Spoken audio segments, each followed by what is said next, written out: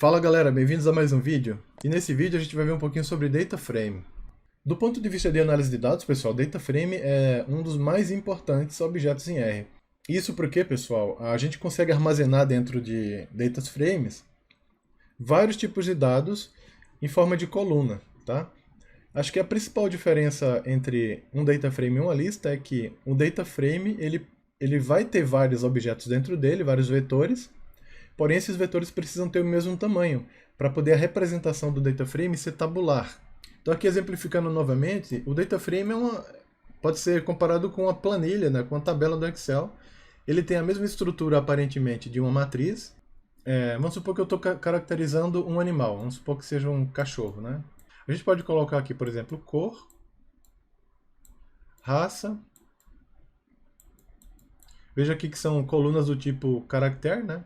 A gente pode colocar peso. Pode colocar, por exemplo, idade. E aqui a gente pode colocar um lógico, por exemplo, se é vacinado ou não. Então, assim, cada característica do animalzinho que eu estou tratando vai ser uma variável. E aqui nas linhas eu vou ter as observações. Então, por exemplo, a cor pode ser branco, a raça pode ser chihuahua, o peso pode ser 1 kg, idade 6 meses, vacinado sim, então 1. Então temos aqui na direção das colunas as características e na direção das linhas as observações. Só que assim, galera, o data frame ele precisa ter as colunas, né? Ou seja, as variáveis elas são vetores, então vetor 1, vetor 2, que tem o mesmo comprimento. Então ele é um objeto que vai ter sempre n por m, onde n vai ser o total de linhas e m o total de colunas. Todas as colunas precisam ter o mesmo comprimento, pessoal. Não existe data frame em que você tem colunas de tamanho diferente. Quando acontecer de uma das colunas não ter o tamanho igual, geralmente vai ser completado com um nulo, né? Então a coluna vai ficar incompleta, mas ela precisa ter a mesma quantidade de locais em memória, digamos assim. Já vimos o que eles são. A gente vai trabalhar um pouquinho com as funções nrow, que a gente já viu para matrizes, né? A função head, tail, view para ver os dados e str. Todos nós já vimos, né? Vamos ver como criar, como acessar os elementos também, como adicionar novas linhas. E vamos ver as funções cbind e rbind, que são bastante úteis para trabalhar com data frames. A função merge também, que é uma função para fazer join, vamos ver também. Muito bem, pessoal. Primeiramente, a gente pode criar data frames a partir de matrizes ou a partir de praticamente qualquer objeto, tá?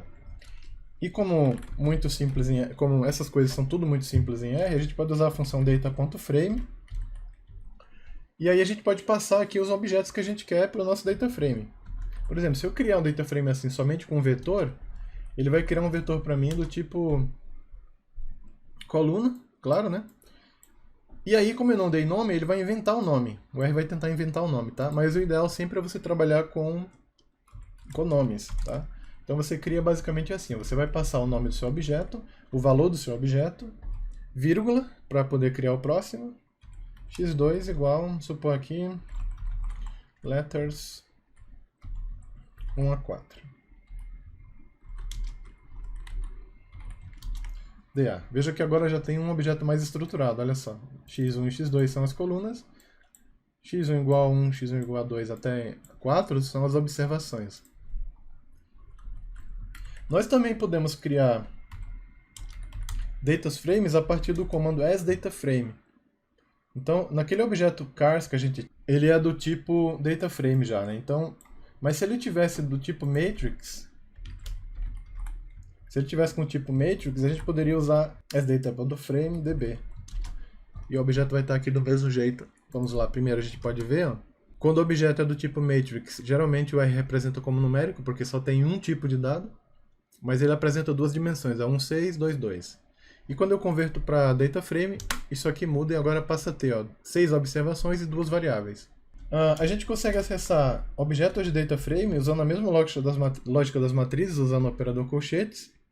Simples, né? Em que eu vou ter na primeira linha, na primeira posição, os objetos da linha e nos segundos da coluna. Mais ou menos essa ideia de IJ, né? Então, para acessar todos os elementos da coluna 1, da linha 1 eu posso fazer esse comando, ou simplesmente todas as linhas da coluna 1. Tá? E aí para acessar objetos assim diversos, a gente pode trabalhar com posições assim também, igual a gente vê em matrizes, tá? E a gente consegue também procurar por posições aleatórias, né? 1 e 3. Aqui não tem 3 colunas, né? Então eu posso fazer isso aqui nas linhas, né? E olhar as colunas de 1 a 2. Tá? Então ele consegue acessar dessa forma.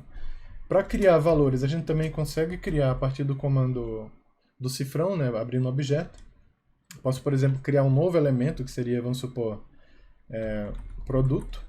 Aqui eu vou multiplicar, por exemplo, db com speed com distância. Então eu posso fazer operações diretamente, olha só. E o meu db vai ficar dessa forma. Veja que eu já consigo ir trabalhando, né, com o meu data frame para adicionar novas coisas que eu preciso na modelagem, né? Se eu estiver desenvolvendo um modelo, às vezes eu preciso criar novas colunas. E uma forma de adicionar campos é assim, fazendo operações sobre as colunas existentes no data frame. Com a posição, com o operador colchetes, porém dando o nome diretamente. Vou colocar aqui divisão, por exemplo. E aqui eu estou usando igual, mas é melhor usar o atribui. E aqui eu consigo também fazer a operação. E vou colocar, por exemplo, os dois elementos, né, os dois vetores divididos pela velocidade dividido pela distância. Então veja só, uma forma é criar usando o operador cifrão e outra é dizendo o nome, e aí o meu objeto vai ter a divisão, olha só. Beleza? Qualquer operação que pode ser feita sobre um vetor, você pode usar ela criando um novo campo no seu data frame. Vamos ver o seguinte, pessoal, para a gente poder ver um pouquinho melhor aqui. Agora vamos ver o uso dessas funções, que são a anyRow. Então, você pode usar a função anyRow para poder contar a quantidade de linhas que tem no seu data frame. Às vezes isso é bom para fazer testes lógicos. Tem também anyCall, que é basicamente para ver o total de colunas. E a dim, que vê a dimensão. A lógica é que quando a gente está no RStudio facilita isso, porque a gente já tem todas essas informações básicas aqui no Global Environment. Mas se você quiser tratar dentro de uma função, testar um objeto, você pode usar essas funções, tá? A função head é para observar. Então você pode observar as primeiras linhas do seu objeto usando o comando head. E a tail você vê a cauda dos seus dados. Tail, últimos 5 elementos do final do data frame. O comando view, ele permite que você veja o objeto inteiro, nós já vimos aqui em algum momento. Então view visualiza seus dados, é diferente do print, né? Porque o print ele basicamente vai mostrando o console apenas, e o view vai mostrando como uma nova aba aqui no meu RStudio. Já vimos o comando str, agora vamos lá para mais alguns, que é basicamente o rbind e o cbind. Basicamente, galera, rbind e cbind são funções que foram montadas para poder fazer junção, apendar, né, data frames de tipos de campos iguais, só que pedaços, né? Às vezes você importa, por exemplo, o mesmo data frame em 2 pedaços. O data frame é grande e tal. E por alguma razão você quer empilhar os 2 pedaços, tá? Então, para empilhar no sentido das colunas, em que você tem o primeiro pedaço do data frame mais o segundo, vamos exemplificar aqui com o nosso quadro, galera. Olha só, data frame você pode ter assim, ó, data frame 1, data frame 2. Então, os data frames eles precisam ter, pessoal, mesma quantidade de colunas e mesmo tipo de dado. Tá? Então, por exemplo, aqui ó, eu tenho um data frame 1 que tem 5 colunas.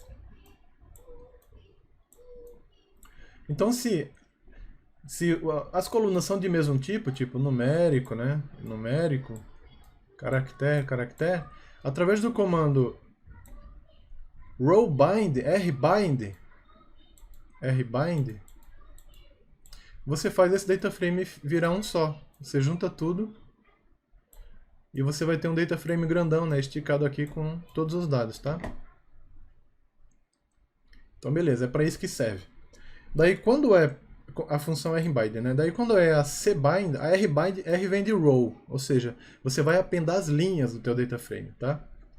Já o cbind é um pouquinho diferente, que ele vai agregar colunas. Então, por exemplo, se você tiver um data frame aqui com 2 colunas e mesmo quantidade de linhas, então você tem aqui esse x3, x4. Se esses caras tiverem o mesmo total de linhas, então com o comando cbind, que vem de column bind, né, ou seja, unir em colunas, você vai ter um data frame agora com o mesmo total de linhas, porém com todas as colunas que você tem nos 2 data frames, tá? Então x1, x2, x3 até x4. Tá? Então cbind faz isso. Basicamente, você junta da direita para a esquerda com o cbind, juntando as colunas, e com rbind você junta de baixo para cima, né? Você empilha seus dados, criando um data frame só. Para a gente exemplificar, vou pegar, por exemplo, DA1. Eu já tenho um DA ali que eu criei, né? Então vou chamar de DA e vou colocar só o cabeçalho dos dados. Na verdade, eu vou pegar o conjunto mtchars, o conjunto chars todo. Então eu vou pegar aqui somente o cabeçalho, head. E aí na parte 2 eu vou usar o tail dos dados, tá? Para a gente ilustrar aqui o uso do rbind. Então olha lá, meu primeiro vai ter 6 linhas, o meu segundo também. Então, posso criar o dq com cbind, com rbind. dq1, dq2. Olha só, temos um objeto dq12 com 2 elementos agora, com a distribuição dos dados, tá? Agora, se eu quiser pegar linhas, basicamente eu vou criar um outro objeto aqui, só que agora eu vou utilizar as colunas. Então vamos lá, dq2, olha só como que fica, um vetor. Mas vê, pessoal, aqui o R destruiu o objeto, ele não está mais com a característica de um data frame, né? Numeric. Aí se eu fizer cbind desses 2 caras, vamos ver o que vai dar. Vamos ver, dq1, dq2, cbind. Ele juntou e pegou o próprio nome do objeto, mas olha só, ele montou como matriz. Veja a classe, matriz, tá?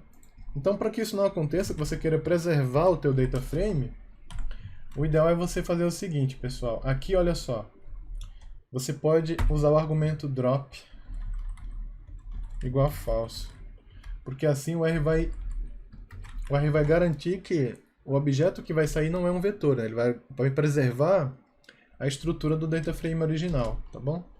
Então veja só, dq1 a gente já vê aqui que são 50 observações e uma variável, então é um objeto do tipo data frame. E nesse caso eu consigo fazer o bind novamente, e eu vou ter no final um objeto do tipo data frame, não do tipo matrix. Você preserva o seu objeto, tá? Agora vamos ver um pouquinho, galera, sobre os merges, né? Cbind e rbind, basicamente a gente junta pedaços do data frame, mas a gente consegue também fazer operações de merge, né? Usando a ideia de conjuntos. Vamos ver aqui no nosso quadro como que isso é.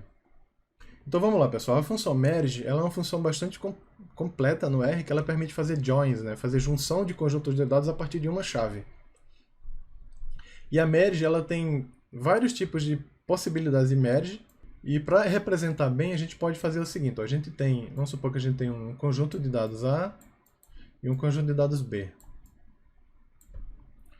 Quando a gente vai usar a operação de merge, de inner, né, que seria pegar o que é comum aos dois, só dos casos que dão match, né? Então, ó, quando eu pego a inner, que seria o inner join, eu vou pegar somente os elementos que estão comuns aos dois conjuntos, tá? De inner join, tá? Novamente, a gente vai ter, ó, quando a operação é feita para pegar todos os elementos de A, mas somente os que são comuns a... Todos os elementos de A, mas aqueles que são comuns às duas, a gente tem a operação de left join, que é só a esquerda. Nós temos também a operação de right. A de right, basicamente, faz o mesmo que a left, só que para o lado direito dos dados. Nós temos a full join também, que daí seria todos os elementos dos dois, Então junta tudo que está em todos os elementos, tá?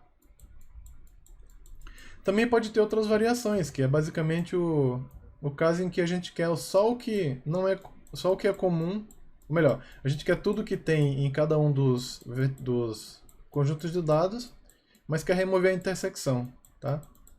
Então tudo isso é possível se fazer utilizando chave dentro do comando merge. Vamos tentar ilustrar isso daqui, pessoal, com um conjunto de dados um pouco maior que a gente tem aqui, que é o mtcars. Eu vou pegar um conjunto mtcars de dados, é o conjunto padrão do R, vou pegar aqui a coluna 1, as colunas 2. Vamos dar uma olhada aqui, ó. Minha primeira coluna, ela tem mpg, e aí a minha coluna 2 tem sil. Mas assim, pessoal, mpg não é bom para ID, embora funcione, mas e se tiver alguma repetição, tá? Nesse caso, é melhor a gente criar um ID para esses dois conjuntos de dados para poder a gente exemplificar melhor, tá? Então, para isso, pessoal, eu vou fazer o seguinte. Eu vou criar em day1 uma chave que eu vou chamar de ID. E essa chave eu vou passar os nomes das linhas. E aqui, row names. Beleza, agora eu tenho, olha só, um objeto que tem as colunas que eu quero e tem um ID aqui, que é o que eu vou usar como chave, né? A chave tem que ser comum às duas tabelas. Mesmo que ela não tenha o mesmo nome, precisa ter o mesmo conteúdo, tá? As chaves precisam ter, se é numérico versus numérico, se é caractere versus caractere. Igual acontece em bancos de dados normais. O ideal para você fazer chaves boas é usar números. Mas se não tiver, não tem problema. Pode trabalhar com strings também, só que em tabelas grandes pode ser mais demorado. Então veja só, se eu usar o comando head aqui no D1, eu vou ver que eu tenho a mesma coisa nos dois, tá? Então o exercício é assim, galera. Eu vou querer juntar com o primeiro elemento, com o primeiro conjunto de dados, o que está na outra base. Fazer uma operação de join. Então, primeiramente, vamos fazer o inner join. Como é que a gente faz inner join com a função merge? Então vamos ver. Eu vou chamar de inner join. E agora eu vou passar na merge, pessoal. Primeiramente, a base da esquerda. Lá no nosso esquema a gente viu que a gente precisa de duas bases, né? Então x1 vai ser a base da esquerda. Y vai ser a base da direita, D2. E agora olha só, a chave comum vai ser feita pelo argumento by, id. Então se eu rodar aqui diretamente, o que é que a gente vai ter? Ó? I. O objeto i tem quantas variáveis e quantas linhas? Olha só, ele ficou com 32 linhas e 6 variáveis. O primeiro objeto tem 3 colunas, mas uma delas é a chave, né? Então são 2 colunas úteis. O segundo tem a chave mais 3 colunas úteis. Então eu tenho 2 mais 3. Muito bem, a gente percebe que a coluna mpg duplicou. Duplicou por quê, pessoal? Porque no meu objeto 1 eu trouxe ela, mpg, e no meu objeto 2 eu também trouxe ela, mpg, tá? Então quando isso acontece, o R renomeia e mantém as duas colunas.